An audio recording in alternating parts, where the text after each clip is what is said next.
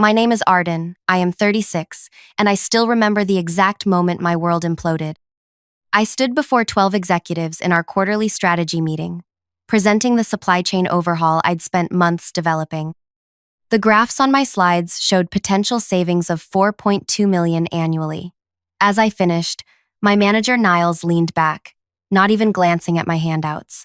"This is unnecessarily complex," he announced to the room. "Know your place, Arden. Stop trying to impress everyone with ideas above your pay grade." Then he smiled and changed the subject as if I hadn't spoken. My research binder sat untouched in the center of the table.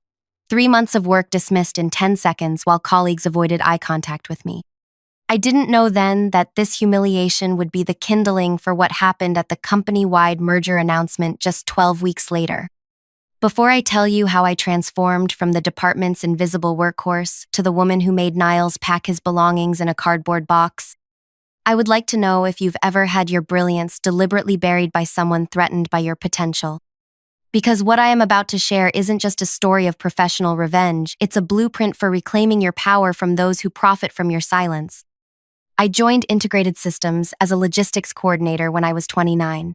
My background in industrial engineering and international logistics made me overqualified, but the recession had eliminated better options. Niles interviewed me with a patronizing smile, explaining he was taking a chance on me despite my lack of experience. I later discovered 3 men with fewer qualifications were hired at higher positions that same month. During my first year, I established myself as reliable and thorough. I streamlined the tracking system for our Asia-Pacific shipments, reducing errors by 27%. When I presented the results at our department meeting, Niles nodded and said, "Great work, implementing my new protocol, Arden." I opened my mouth to correct him, but caught the warning glance from Vega, my cubicle neighbor who had been there 4 years. Later, she explained, "That's how it works with him. Your ideas become his the moment they show promise." I didn't believe her until it happened 5 more times in the next 6 months. My redesigned inventory calculation matrix, Niles' innovative solution, my comprehensive vendor evaluation system, a framework Niles developed with some assistance from the team, the quarterly forecast model that reduced our stockouts by 43%.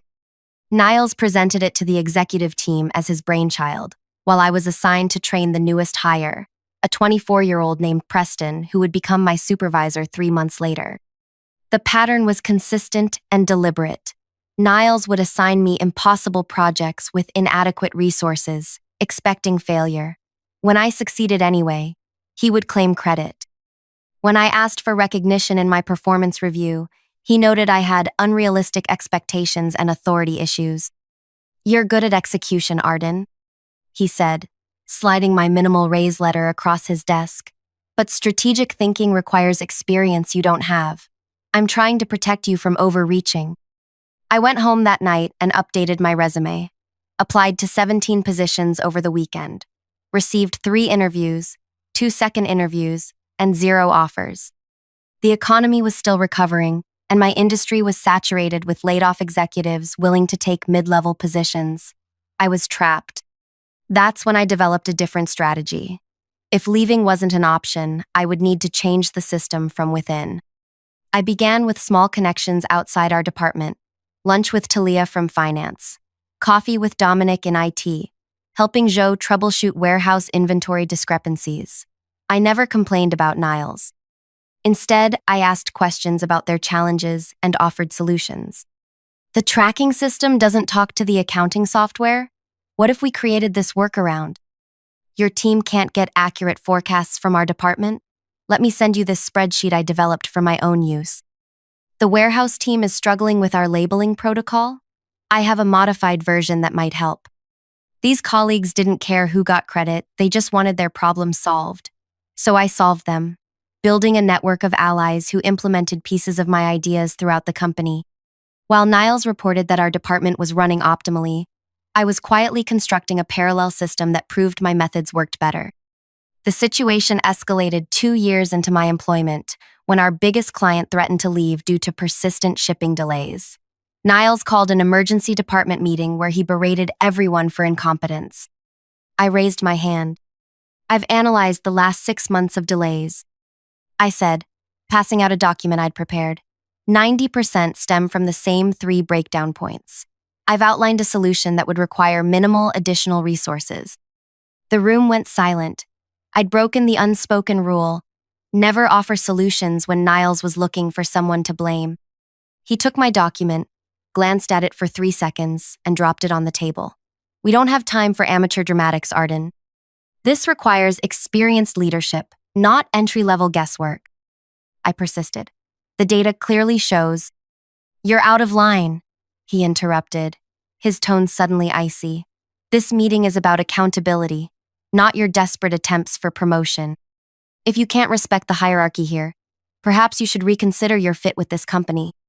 That was the moment in front of 18 colleagues, when I decided that Niles would eventually regret underestimating me, not through confrontation or complaints, but through irrefutable results. The next day, I approached Imani, the client account manager, who was equally frustrated with the shipping problems. I have something that might help, I told her, sharing my analysis and solution privately. Could we test this approach on the next 5 shipments? If it doesn't work, we'll stop immediately. She agreed, desperate for any improvement. When those 5 shipments arrived perfectly on schedule, she implemented my protocol for all her accounts. Within 2 months, on-time deliveries improved from 72% to 94%. Niles noticed the improvement but assumed it was due to his threatening speech. He took credit in his monthly report to upper management, never investigating how the change actually occurred. Meanwhile, I continued building my shadow network. 6 department heads were now using variations of my systems. IT had integrated my tracking modifications. The warehouse had reorganized according to my optional layout suggestions. Even purchasing had adopted my vendor evaluation matrix. None of this appeared in my personnel file or performance reviews, where Niles continued to rate me as meeting expectations, while questioning my teamwork and acceptance of authority. Then came the merger announcement. A larger logistics corporation was acquiring us, promising synergies and operational efficiencies. Everyone understood this corporate language. Layoffs were coming. Niles panicked. Suddenly, he needed to prove his department's value. He demanded reports on all processes, metrics, and improvement initiatives. I provided exactly what he asked for, the official versions, not my shadow systems. He spent 2 weeks creating presentations, highlighting his leadership while assigning me to compile an asset inventory that everyone recognized as pre-layoff preparation. I was cataloging outdated printers when my desk phone rang with an unfamiliar extension. "Is this Arden?" asked a woman with a British accent. "This is Mira Harlow, Innovation Officer with Crestwell Logistics. I'd like you to join a meeting in Conference Room A. Now, if possible." I entered the room to find 4 executives from the acquiring company. They had laptops open displaying familiar spreadsheets, my systems. "You designed these?" asked the oldest man, introducing himself as Theodore, Crestwell's coup. "Yes," I answered simply. "Then perhaps you can explain why they're not officially implemented in your department, despite 6 other departments using variations of them." For the next 3 hours, I demonstrated my work, answering their increasingly specific questions. They had discovered the shadow system I'd created was outperforming the official one by 34%, and they wanted to understand everything about it. "Where is your manager in all this?" Mira finally asked. I chose my words carefully. Niles has his own vision for the department. These were just suggestions I developed in my personal capacity to help colleagues with specific challenges. And why weren't these suggestions implemented department-wide? I maintained eye contact. That would be a question for Niles. They asked about department culture, team dynamics, and communication channels. I shared anonymized feedback I'd collected, presenting patterns without making accusations. I never once criticized Niles directly. I didn't need to. The evidence spoke for itself. Over the next 2 weeks, I was called to 6 more meetings with the Crestwell team. Niles noticed my absences but seemed reassured when I explained I was helping with inventory assessment. He was too busy preparing his presentation on departmental achievements to investigate further. The company-wide merger announcement meeting was scheduled for a Friday afternoon. Over 200 employees gathered in the main hall, anxiety palpable as everyone expected layoff news. Our CEO opened with standard reassurances before introducing Theodore from Crestwell. "We've spent weeks evaluating talent across both organizations," Theodore explained. "Today we're announcing key leadership positions that will guide us through this transition and beyond." The projected slides showed familiar names for most positions. Then came the surprise. For Regional Director of Operations, integrating both companies' logistics functions across North America, we're promoting our most innovative employee, someone whose vision for operational excellence has already transformed multiple departments unofficially. Please congratulate Arden Castillo. The projector displayed my name and new title as stunned silence filled the room, quickly followed by applause. From my seat in the back row, I watched Niles's coffee mug slip from his fingers, crashing to the floor. His head swiveled, searching the crowd until he found me standing to acknowledge the announcement. His face contorted through multiple emotions in seconds: confusion, disbelief, comprehension, and finally, dread. Because in that moment, he realized that every dismissive comment, every stolen idea, every undermining remark had been witnessed and documented by the person who was now his boss. The following Monday was my first official day as regional director. I arrived early to find a stack of congratulatory emails and meeting requests. By 9:30, word had spread that I would be conducting department evaluations personally. At 10:15, Niles appeared in my new office doorway. "We should talk about the transition," he said, his confident tone contradicted by his restless hands. "I've prepared notes on department priorities." I motioned to the chair across from my desk. "Actually, I'd like to hear your vision for the department moving forward. What innovations would you implement if resources weren't a concern?" He spoke for 12 minutes without saying anything substantial, generalities about optimization and teamwork, with zero specific strategies. I noticed his repeated glances at the notepad where I recorded his comments. "One more question," I said when he finished. "Why was the supply chain overhaul I proposed 3 months ago dismissed without evaluation?" His face flushed. "That proposal wasn't fully developed. It needed refinement before presentation to leadership." Interesting, because Crestwell calculated that implementing it would save approximately $4.7 million annually, slightly more than my original estimate. He shifted in his chair. "I always recognized your potential, Arden. Perhaps there was a miscommunication about that particular proposal, but I've consistently supported your growth." I opened my desk drawer and removed a folder. "I have your written evaluations of my performance over 2 years. Would you like me to read the comments about my unrealistic ambitions and lack of strategic thinking? Those were meant as constructive feedback to help you develop. And did instructing me to know my place in front of the executive team serve my development as well?" For the first time, I saw real fear in his eyes. He expected me to fire him immediately. Part of me wanted that satisfaction, but revenge served hot rarely lasts. Instead, I closed the folder. "I'm holding a department-wide strategy meeting tomorrow at 2 p.m. I'd like you to present your vision for operational improvements in detail, with specific focus on the systems you've developed over the past 2 years." His relief at not being fired immediately was quickly replaced by new anxiety. We both knew he had no systems to present, only mine, which he had rejected then claimed. "I'm sure we can work together effectively moving forward," he offered weakly. "I certainly hope so," I replied. "Transparency and proper attribution will be central to our new department culture." The strategy meeting the next day was excruciating to watch.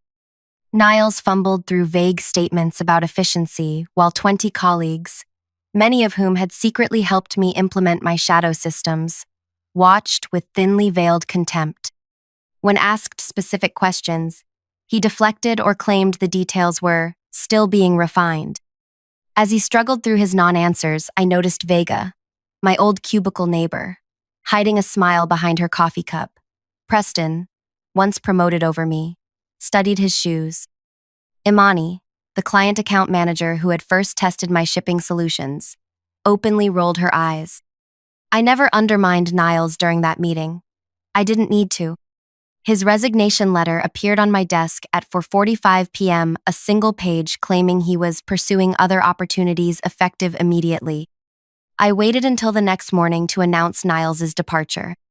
Rather than dwelling on the past, I outlined my vision for departmental restructuring, starting with officially implementing the systems that had been operating in the shadows. For each component, I credited the team members who had helped develop and test them. Joe's modifications to the warehouse layout will become our standard configuration. Imani's successful implementation of the expedited shipping protocol will be expanded company-wide. The inventory tracking matrix that Vega helped refine will replace our current system. I watched their faces as they realized I remembered every contribution. Every late evening someone had stayed to help me test a theory. Every suggestion that improved my original designs. This wasn't just about giving credit, it was about establishing that I valued truth and collaboration above ego and hierarchy. After the meeting, Vega lingered behind. "You could have taken all the credit," she said quietly. "No one would have questioned it." "That's exactly what Niles would have done," I replied. "And look where it got him." My revenge unfolded in careful stages over the following months. I didn't need to destroy Niles publicly. His hasty resignation had already confirmed everyone's suspicions about his leadership. Instead, I focused on systematically dismantling everything he had built while elevating those he had suppressed. First, I reviewed the personnel files of everyone in our department. Two patterns emerged immediately. Women were consistently rated lower than men with identical performance metrics, and anyone who challenged Niles's decisions received negative comments about attitude and cultural fit. I scheduled individual meetings with each employee to discuss their actual contributions and career aspirations. During my meeting with Preston, the young man promoted over me despite his inexperience. He admitted what I had long suspected. "Niles told me you weren't interested in advancement," he said, unable to meet my eyes. "He said you preferred execution roles without decision-making responsibility. And you believed that without asking me directly?" He flushed. "I wanted the promotion. It didn't seem like my place to question his assessment." That's the problem with unquestioned hierarchies, Preston. They reward compliance over competence. I closed his file. "You have technical skills, but your leadership development has been neglected. I'm assigning you to the warehouse integration team where you'll report to Joe. Learn from her. She's been solving logistics problems since you were in high school." My second act of reconstruction involved promoting two women who had been with the company for years without advancement. Vega became our operations manager after 6 years as a coordinator. Daria, who had created an impressive analytical framework while being paid as an administrative assistant, became our data systems director.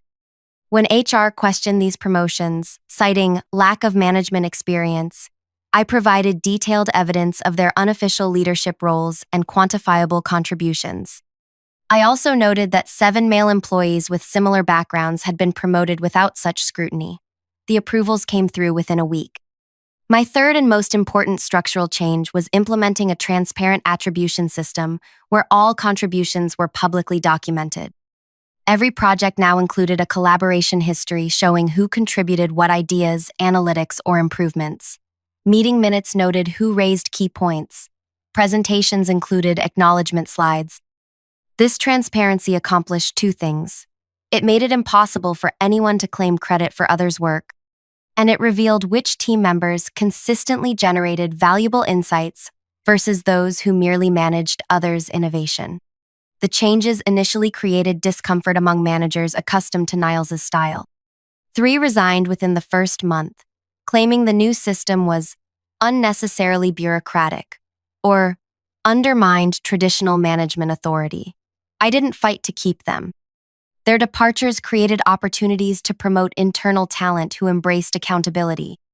6 weeks after Niles left, I received a request from our CEO to present our departmental changes at the executive committee meeting. The company was struggling with integration challenges across most divisions, but our department was exceeding all transition metrics. "You've achieved in weeks what our consultants said would take a year," the CEO noted after my presentation. "What's your secret?" "No secret," I replied. "Just properly aligned incentives and transparent recognition.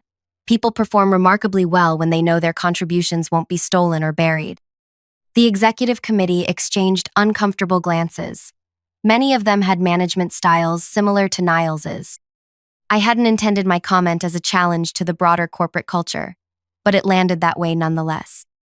The following week, Theodore and Mira from Crestwell requested that I develop a standardized version of my attribution system for potential company-wide implementation. The old guard at Integrated Systems was clearly unsettled by this development, but the merger had shifted power dynamics. Innovation and efficiency now trumped tradition and hierarchy. 3 months into my new role, we prepared for the quarterly business review, the first comprehensive analysis of post-merger performance. Our department's results would be scrutinized by the entire executive team from both companies. The pressure was immense, but I was confident in our numbers. The day before the presentation, Imani came to my office looking uncomfortable. "Niles has been contacting people on the team," she said. "He's asking questions about our new systems, metrics, and especially about you." "What kind of questions about me?" "Whether you've settled scores or made emotional decisions. Whether anyone regrets his departure.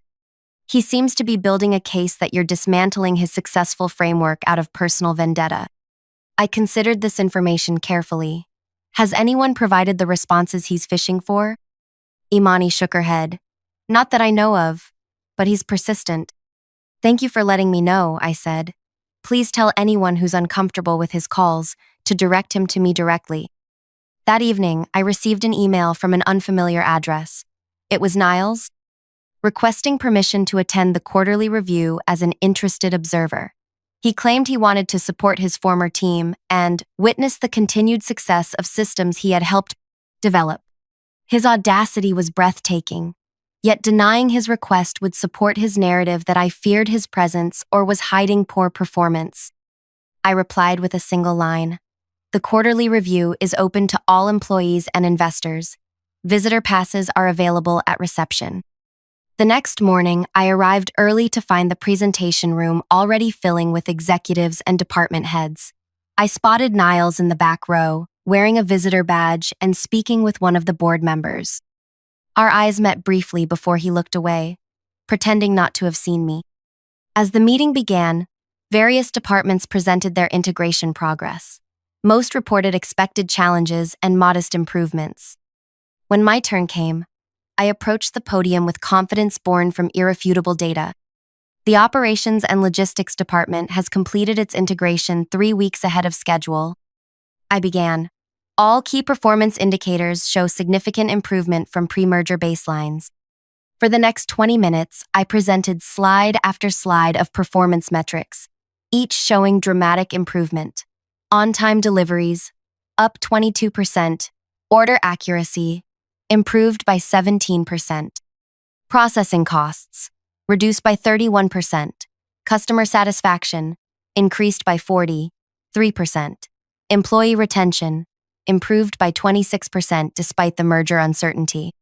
The most striking slide showed our department's profit contribution had increased by 47% compared to the previous quarter, more than double what any other department had achieved. The room fell silent as executives processed these numbers. "These results are exceptional," said Theodore. "What specifically drove such dramatic improvement?" I clicked to my final slide, titled Key Success Factors. 3 elements made these results possible, I explained. First, implementing systems that were previously developed but not adopted. I didn't need to elaborate on why they hadn't been adopted before. Second, proper alignment of talent, putting the right people in positions where their skills could flourish. And third, transparent attribution that encouraged innovation at all levels. I paused, aware of Niles shifting uncomfortably in his seat. I'd like to acknowledge those who taught me valuable lessons about persistence and documentation throughout my career, I added, making brief eye contact with him. Sometimes our greatest growth comes from our greatest challenges.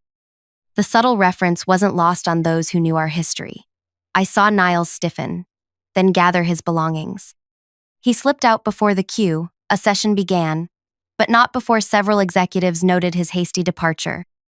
After the meeting, the CEO asked me to stay behind. That was impressive, Arden, but I couldn't help noticing your former manager's reaction. Niles requested to attend, I explained. I saw no reason to refuse. Interesting choice on his part. The CEO studied me. There's history there that isn't in any personnel file, isn't there? Every organization has informal knowledge that never makes it into official records. I replied carefully. That's why direct observation and multiple data sources are crucial for accurate assessment. He nodded slowly, recognizing I had answered his question without saying anything that could be construed as unprofessional criticism of a former manager. Well, whatever the background, your results speak for themselves. The board has approved the expansion of your attribution system company-wide. They're calling it the Castillo Transparency Protocol. I hadn't expected that. That's not necessary. The system doesn't need my name. Actually, it does, he insisted. Attribution, remember? Your own rule. The irony wasn't lost on me. The system I had created to prevent others from stealing credit was now being used to ensure I received mine. Over the next 6 months, our department became the company's case study in innovation and integration success. Teams from other divisions attended our meetings to observe our processes. I was asked to speak at industry conferences about organizational transformation. Articles were written about the Castillo method of transparent management. Meanwhile, I heard through industry contacts that Niles was struggling to find equivalent employment. His explanations for leaving during a major merger raised red flags with potential employers. His lack of specific, quantifiable achievements made his interviews unpersuasive. His references from integrated systems were notably vague. Then came the most unexpected development. Almost exactly 1 year after the merger announcement, I received an internal application for our open associate director position. The name at the top of the resume, Niles Everett. My first instinct was to reject it immediately. Then I recognized this reaction as emotional rather than strategic. What better opportunity to complete the circle? I instructed HR to schedule him for an interview without mentioning who would conduct it. On the appointed day, I arranged for the interview to take place in the same conference room where he had once told me to know my place. When he entered and saw me sitting alone at the table, he froze momentarily before regaining his composure. "Arden," he said, his surprise poorly concealed. "I wasn't expecting you to conduct this interview personally." "I interview all candidates for director-level positions," I replied, gesturing to the chair across from me. "Your resume suggests you believe you're qualified. Please, sit down." He settled into the chair, adjusting his tie nervously. "I appreciate the opportunity to discuss how my experience could benefit the team." "Let's start with a specific question," I said, opening his file. "You claim credit for developing an innovative supply chain management system at Integrated Systems. Could you walk me through your exact contributions to that system?" Color rose in his face as he realized the trap. The system in question was mine, the very one he had rejected before the merger. Now it was industry recognized and central to our operations. "I oversaw its development," he began cautiously. "Oversaw," I repeated. "In what capacity exactly?" "I provided strategic direction and approved key elements." "Interesting." I slid a document across the table. "This is the original proposal with your written rejection. You called it unnecessarily complex and entry-level guesswork. Could you help me understand the evolution in your thinking?" For the next 45 minutes, I asked similarly precise questions about every achievement listed on his resume. For each exaggerated claim, I produced documentation showing his actual role or lack thereof. I never raised my voice or expressed anger. I didn't need to. The evidence was devastating enough. "Final question," I said as our time concluded. "If you were hired, how would you improve upon the systems currently in place?" He attempted to answer with vague management jargon about next-level optimization and strategic refinements, but his confidence had evaporated. We both knew he had no substantive improvements to offer for systems he had never fully understood. As he gathered his belongings, visibly defeated, I had one last thing to say. "Niles, you once told me to know my place. It was excellent advice that I've taken to heart. I do know my place now. It's leading this department with transparency and recognition for all contributors. I encourage you to find your place as well, preferably somewhere that values your particular skills. He paused at the door. Is there any point in asking if I'm still being considered for the position? Your application will receive the same objective evaluation as all others, I replied. But between us, I think you already know the answer. 2 days later, he withdrew his application. I heard through industry contacts that he eventually found a position with a smaller company at a significantly reduced salary. I felt no joy at this news, just a quiet sense that balance had been restored. The most surprising aftermath was my own career trajectory.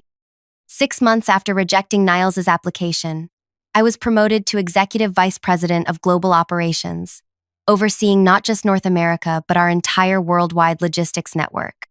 The Castillo Transparency Protocol became part of the company's official governance structure and was later adopted by several other organizations in our industry.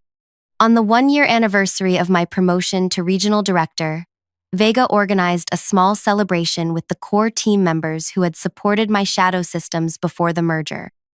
Did you ever imagine it would turn out like this? She asked as we shared cake in the conference room, the same room where Niles had once humiliated me. Not specifically, I admitted, but I always believed that excellence would eventually be recognized. The timeline was just accelerated. Do you regret not confronting him earlier? Asked Imani. You could have gone to HR, or even his boss. I considered the question carefully. Confrontation without evidence would have labeled me as difficult and emotional. Documentation and results were always going to be more powerful than complaints. The ultimate revenge, Joe observed, making him irrelevant rather than making him an enemy. That night, reflecting on Joe's comment, I realized he had captured the essence of true vindication. I hadn't destroyed Niles, I had simply created a system where his type of management became obsolete.